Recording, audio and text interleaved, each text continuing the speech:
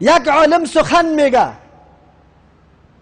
سخن ازی برای 100 نفر، یک مسجدی که خیلی بزرگ باشه 10,000 نفری شاید برش خطبه ایراد بکنه، اما این موبایل میگیره خطبه یک عالم به 1,000,000 مردم میرسانه، به 2,000,000 مردم میرسانه در آن واحد.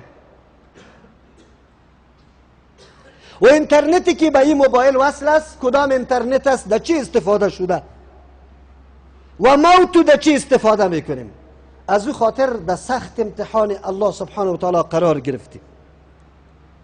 موبایل ها مانده میشه ایجا. چرا مانده میشه؟ یک جوان حرص داره، یک جوان قلبش دی تلاش میکنه که من چه قسم خدمت دین بکنم، مسئله دین به یک کسی برسانم که بسیار تشنه است، خود نمیتونه، وقت نداره، موقع نداره، اما توسط ثبت یک خطبه میتونه بسیار دوستای خود در جریان دین قرار بده، در جریان مسائل حق قرار بده. چقدر خدمت عظیم است. از او خاطر ما باید آداب این تلفن بدانیم، حقوقی که متعلق از این میشه ما باید بدانیم، کجا استفاده کنیم، چه قسم استفاده کنیم، کی زنگ بزنیم، به کدام دستور زنگ بزنیم، در تلفن ما کدام صدا باشه، طرز سخن گفتن ما در تلفن به کدام قسم باشه. این موضوعات خیلی مهم است، موضوعات آداب، چی از مجلس، چی از سخن گفتن، چی از دعوت، همه آداب ضروری است. دین ما اینطور نیست که تنها اموری مهم ذکر کرده باشه، اموری که به مردم زیاد مهم معلوم نمیشه او را ذکر نکرده باشه. کتاب الله موضوع مهم توحید زیاد ذکر کرده، صفحه از قرآن کریم شما پیدا کرده نمیتونی که ذکر توحید و آن چیزی که تعلق به توحید داره یادآوری نشده باشه، قطعا پیدا کرده نمیتونی. کل کتاب الله متعلق توحید گپ میزنه، هشدار میده، قصه میکنه، تمثیل بیان میکنه، امر میکنه، ضد از او را بیان میکنه، نتایج عواقبش بیان میکنه که میبینیم فضیلت بیان میکنه، کلش موضوع توحید است. از همون خاطر مولا علی قاری رحمه الله عالم برجسته است، او میگه که موضوع کتاب الله قرآن کریم توحید است. ابن قیم رحمه الله میگه که اصل موضوع قرآن کریم که قرآن کریم دو بسیار بحث بزرگ داره و توحید الله سبحانه و تعالی است، لیکن موضوعی که حتی به موت خیلی عادی معلوم میشه کتاب الله سبحانه و تعالی او را فروگذار نکرده. از احرام فارغ میشی، شکار کردن امر مباح است، برای تو مباح است، تعالی را محظور بودی، ممنوع بودی، حتی راهنمایی شکار نمیتونستی، اشاره به شکار نمیتونستی، خودت شکار نمیتونستی، اما به مجردی که از احرام خلاص میشی، مراسم عمره یا حج تا تکمیل میکنی، برای تو امر اباحت داده میشه که بله شکار بکو. کسی میکنه نمیکنه گپی علیده است، خب فرمان الله سبحانه و تعالی برای اباحت برای تو داده میشه. استیزان، اجازه طلب کردن، در نظر ظاهری خصوصا در عصر فعلی ما بسیار امر عادی بی اهمیت معلوم میشه. دروازه را غرب باز میکنیم، داخل میشیم، تلفن زنگ میزنیم، پرسان نمیکنیم که موضوع را پرسان کنیم که وقتیش هست پرسان کنیم یا نه، وقت نماز است یا وقت فراغت است که به کسی زنگ میزنم. شما همه ایتان شاهد هستید در مساجد که وقتی نماز مردم استاد میشه چی زنگای میه و چی نغمه های بالا میشه، چی سر و صدای میخیزه. این کلش از است که ما این امور بسیار به اهمیت میدانیم، حتی خود نفهماندیم، در حالی که در قرآن کریم موضوع استیزان بحث بزرگ مفصل وسیع برش ذکر شده که ما وقتی میریم در خانه کسی چه قسم اجازت طلب بکنیم، داخل شویم نشویم داخل، چه اموری برای ما مناسب و ضروری است که او را رعایت بکنیم. کلش این همه امور برای خوبی و راحت زندگی تو، برای از اینکه فحشا از بین بره، مقدمت فحشا از بین بره، زنا از بین بره، چیزی که مفضی به زنا بشه او هم از بین بره. الله سبحانه و تعالی در زندگی ما خیلی اموری که در نظر تو خیلی حقیر معلوم میشه، امور هم فروگذار نکرده، او را بر ما بیان کرده. در حدیث رسول اکرم صلی الله علیه و سلم اگر از یک طرف موضوع نماز ذکر شده و بزرگترین گناه، سختترین گناه، خطرناکترین گناه شرک ذکر شده، در پالویش آداب استنجا هم ذکر شده، آداب قضای حاجت، آداب الخلا کتاب داره در کتاب های حدیث. از او خاطر ما یک تعداد دوستا را که وقت موضوعات برش پیش میکنی برش میگه، بری تو میگه که این موضوعات فروعی است، قابل بحث نیست. ما بسیار تعجب میکنم که عالم باشی، از مزایای دین آگاهی داشته باشی، لیکن بازم مسئله را طوری وانمود میکنی که این قابل بحث نیست، قابل عمل از این قدر اهمیت نداره، اگر فروگذارم شوه هیچ گپی نیست. بله، با کسی که به اعتناب به دین اسلام باشه این گپا هیچ است، راستیم. ولی با کسی که او نجات و سعادت و کامیابی خدا در تابعداری مکمل رسول اکرم صلی الله علیه و سلم در خرد و بزرگ، در اهم و غیر اهم، در همه چیز میدانه، برای از او همه مسائل مهم است، همه مسائل مهم است. تلاش میکنه، نماز جمعه آمده تلاش میکنه رسول اکرم صلی الله علیه و سلم چه قسم ترغیب داده، چی وقت بروم، چی بکنم، هنگامی ورودم در مسجد کدام دعا را بخوانم، چی فرمایش برام داده شده، و دنبال میکنه. از صبح جمعه و دنبال میکنه سنتای رسول اکرم صلی الله علیه و سلم در روز جمعه کدام است، برای تحقق از او، برای تعمیل از او کوشش میکنه، محنت میکنه. و اصل کامیابی دمی است، بدون از این کامیابی وجود نداره. از او خاطر موضوع آداب تلفن بسیار مهم است که ما باید یاد داشته باشیم. تلفن نعمت عظیم است، بسیار کارا میکنه. بزرگترین تجارت ها توسط تلفن به سر میرسه. بهترین علاقات چی از خوشی باشه چی از غم باشه، صحنه ها را امی تلفن برات میرسانه، به دوستت، به غمخورت. در موقعی که تو گیر آمده باشی، آدم خیلی با رسوخ هستی، آبرومند هستی، عزتمند هستی، جیبت که صبور زده، کلینر آنقدر جاغیت محکم گرفته که بیابت میکنه. خودت توسط تلفن کسی را زنگ میزنی که پول برم بیار که من اینجا بند هستم، موترت دور داده، اسنادت گرفته، قرار بند مانده ای، موترت خراب شده در یک جای، زنگ میزنی به یک مستری، در آن واحد در موقع برای تو میرسه که تو در حالت مرگ میباشی، در حالت از اینکه حراس ازی داری که دزد مرا میبره. یک تلفن اینقدر کارهای عظیم در زندگی انسان انجام میده که پرسان نکن. خو الله سبحانه و تعالی این آله هست، این را پیدا کرده. مخترع یا کسی که ترکیب تلفن کرد، یعنی مواد خام ازی را با هم پیوست داد، پیوند داد تا که این چیز جور شد. مواد خام ازی را او پیدا نکرده، خالق الله هست. خب به انسان استعداد داده، قابلیت داده، علم داده، بصیرت داده. برای آرامی و راحت زندگیش الله انواع و اسباب مختلف پیدا کرده.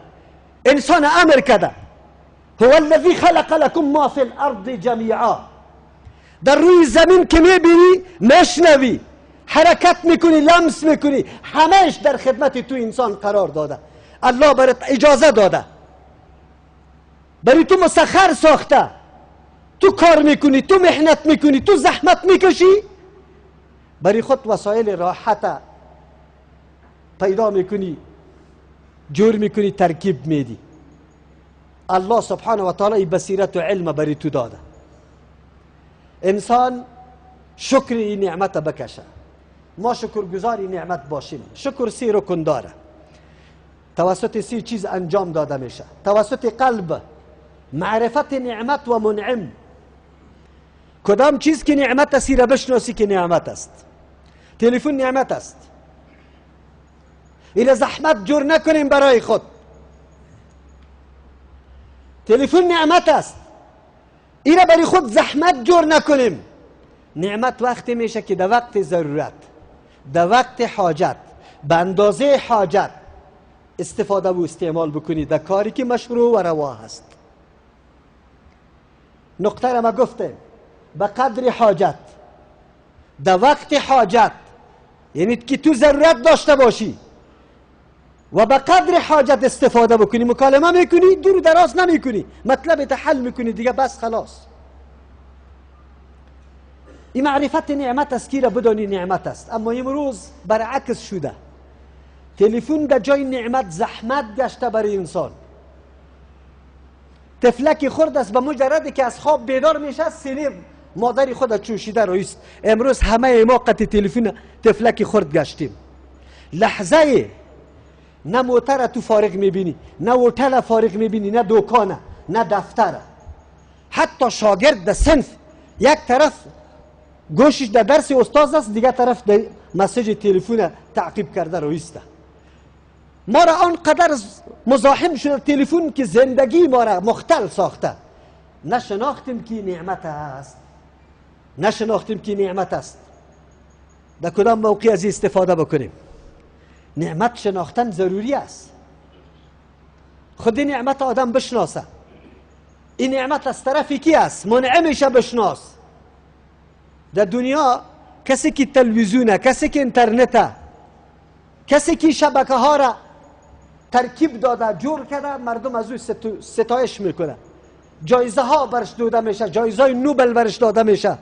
در جهان یک روز به نام از او نام نهاده میشه، روز فلانی خان، برای بزرگداشتی از او. ولی در حقیقت درک نکرده که منعم حقیقی کی است.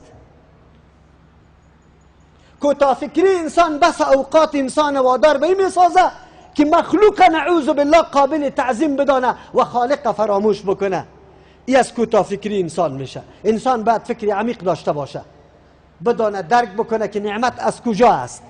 اگر ما یک ریل کلان که چندین صد خانه برش پیوسته است، یک سر و آخرش میبینی دور و دراز، کلش مال بار است، به تنها مال بار است، و یک دریور ما ببینیم که در ماشین نشسته است، جلو در دشتی است. اگر ما کوتاه فکری بکنم، فکر میکنم امو آدم بسیار قوی آدم است که این قدر خانه های ریل قطی خودونه دوانده رایسته. در ظاهر آدم سی بکنه امو شخص فکر بکنه که بله امی آدم است که این قدر وزناره و این قدر خانه های ریل قطی خود کش کرده رایست. لیکن اگر کمی تأمل بکنم، دریور هیچ چیز نیست، قوت در دیگه چیز است. یک کمی نظر میکنی امو ماشینه، امو خانه که در پیش قرار داره، او را خیلی صاحب قوت و قدرت میدانی که خانه های دیگر قطی خود کش کرده رایست.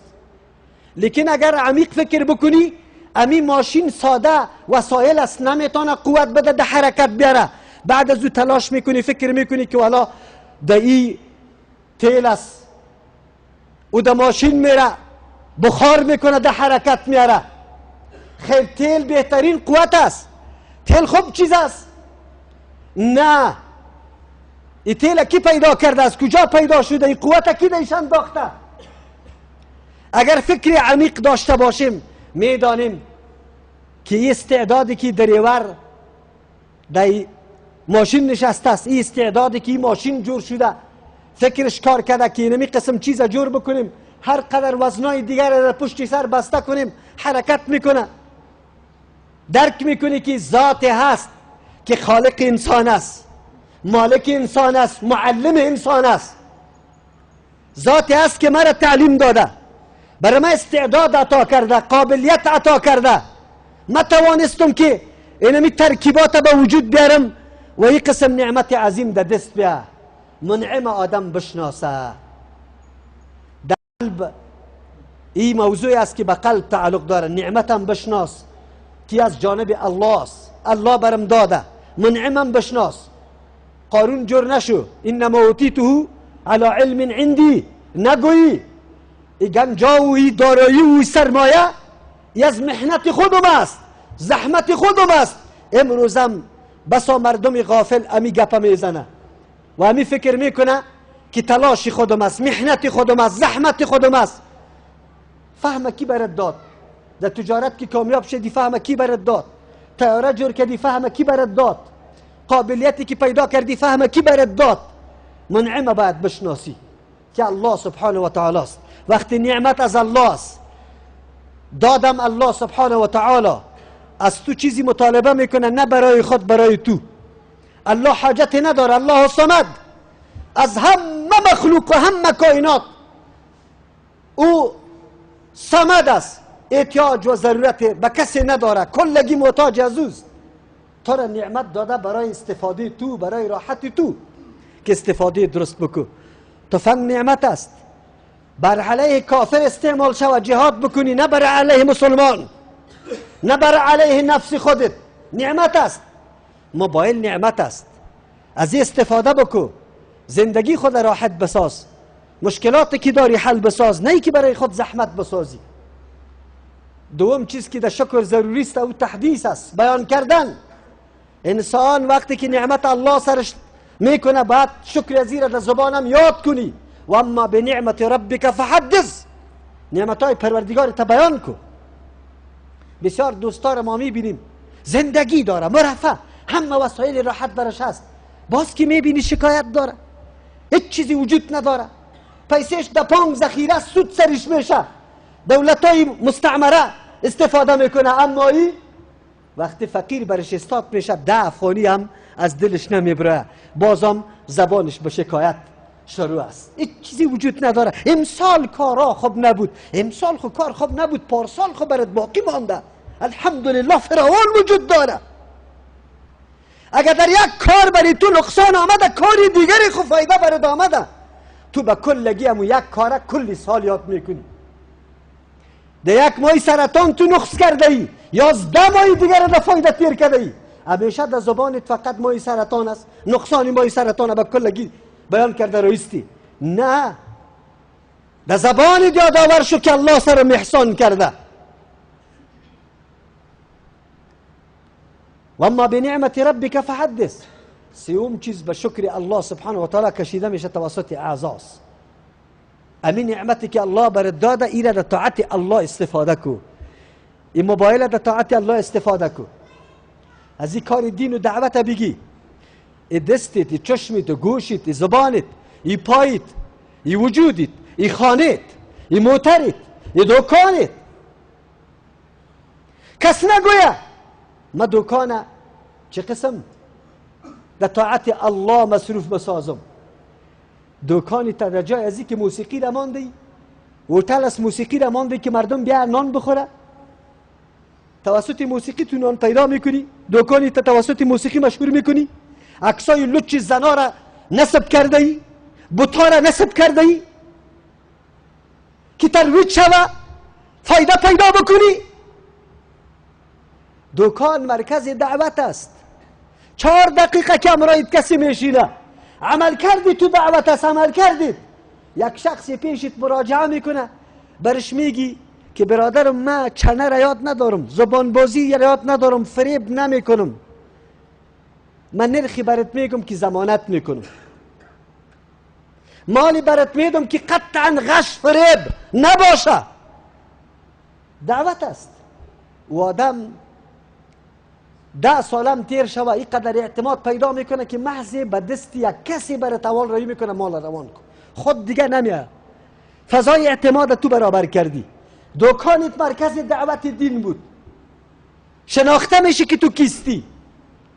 موترت، هتلت، هر مرکز دین جور میشه که اگر به شرطی که ما در طاعت الله سبحانه و تعالی او را استفاده بکنیم توسط اعضای خود. موبایل هم یکی از نعمت هاست و تو ممتحن هستی، از جانب الله سبحانه و تعالی برات امتحان میشه که چه قسم استفاده و استعمال میکنی، در کجا استعمال میکنی، طعن و لعن میفرستی، مسائل قومیت و حزب و گپا را دامن زده رویستی. مصروف است، مردم مصروف است. صفحات اجتماعی را باز کنی به الله قسم غیر از کفرگویی هیچ چیزی دیگری دیده نمیشه. و کسایی که ملحد است صفحات اجتماعی داره الحاد پخش میکنه، از واخ گیله نداریم، واخو قابل از این نیست که برش نصیحت بکنیم، واخو پاچه را برزده تصمیم گرفته ارادیش است که الحاد نشر بکنه. اما تو مسلمان، تو جوان با عزت و آبرومند مؤمن، تو صفحه تا مردار نساز، نجس نساز به قومیت پرستی، به تنظیم پرستی، به نشر عکسای لچ، به نشر مقوله های زشت و نادرست و ناروا، به دو دشنام و تعن و لعن. این صفحات تا بی ارزش نساز، پر از گناه نساز که باقی میمانه، این باقی میمانه در صفحه. اطمینان داشته باش کدام کلام نشر میکنی، کلام حقیقت داره یا نه، فایده مند است. اگر کسی را مطالعه بکنه فایده میبینه یا نمیبینه. از او خاطر انشاءالله در جمعه های دیگه آداب زنگ زدن، آداب نشر کردن، آداب تلفن و مکالمه، این گپا را باید ما بدانیم. چرا از این نعمت استفاده عظیم بکنیم. این نعمت واقعا ذریعه نجات خود قرار بدیم، ذریعه سعادت و نیکبختی خود قرار بدیم. صفحات عمر خود ما مثل که ملائک پر میکنه از اعمال نیک، ما خودی ما این صفحه خودی ماست، در دست خودی ماست، ایرم پر بکنیم به اعمال نیک، با آیات کتاب الله، با حدیث رسول اکرم صلی الله علیه و سلم، به نصیحت های مفید و مثمر که 20 سال بعد صفحه تو باز شوه در او کلامی باشه که واقعا از او کسی استفاده بکنه، نشوه که نعوذ بالله عمرای ما فقط در مقابله تیر شوه، به دو دشنام تیر شوه، به زد بازی تیر شوه. نکنی صفحات خود پر نکنی به گناه. دقیق باشیم، این نعمت الله را بشناسیم، استفاده درست بکنیم. ان شاء الله حدیث براتون خواندم. عمل چرا بکنیم؟ اعملوا آل داوود شکرا. ای آل داوود، شما عمل شکر انجام بده. نعمتایی که الله سبحانه و تعالی براتون ارزانی کرده، او را در طاعت الله استفاده بکنی. میفهمی که آل داوود چی رقم بود؟ 1 ساعت شب و روزش تیر نمیشد که یک فرد از آل داوود در ذکر الله مصروف نمی بود. اگر یکی نماز میخوان دیگر راحت بود، وقتی که این میرفت راحت میکرد دیگر نفر در نماز استاد میشد. اگر او خواب میکرد دیگر نفر. روزه داوود علیه السلام شهرت جهانی پیدا کرده و بهترین روزه به نزد الله سبحانه و تعالی است. یک روز روزه میگرفت و یک روز افطار میکرد. ما چی کردیم؟ رسول اکرم صلی الله علیه و سلم با وصف امو قدر که یک لحظه عمرش بدون دعوت دین الله و فکر دین الله تیر نشده، لیکن بازم در نماز استاد میشد، پاورم میکرد. برش گفته میشد چرا؟ وقد غفر الله لك ما تقدم من ذنبك و ما تأخر. چیزی که گناه برای تو بخشیده شده. رسول اکرم صلی الله علیه وسلم به این کلمات زرین جواب میداد: افلا اکون عبدا شکورا؟ ما بنده شکرگزار نشوم؟ و قلیل من عبادی الشکور. در جمله بندگان ما شکرگزار خیلی کم است. نعمتای الله را به وجه درستش استفاده کردی بسیار کم است. این موبایل دست 100 نفر است، در 100 نفر 2 نفر از پیش استفاده خود میکنه، 98 دیگه به جز از جلب و جذب گناه کاری، خریدن گناه کاری دیگر را نمیکنه. انشالله باز میگیم، بیان میکنیم. تنها بدانیم، بیدار شویم که نعمتای عظیم الله از ما استفاده نادرست نشوه. ما به دل، به زبان و به اعضا مکلف هستیم که شکر الله سبحانه و تعالی را انجام بدیم. بارك الله لنا ولكم في القرآن العظيم ونفعنا وإياكم بالآيات والذكر الحكيم. استغفر الله لي ولكم ولسائر المسلمين فاستغفروه إنه هو الغفور الرحيم.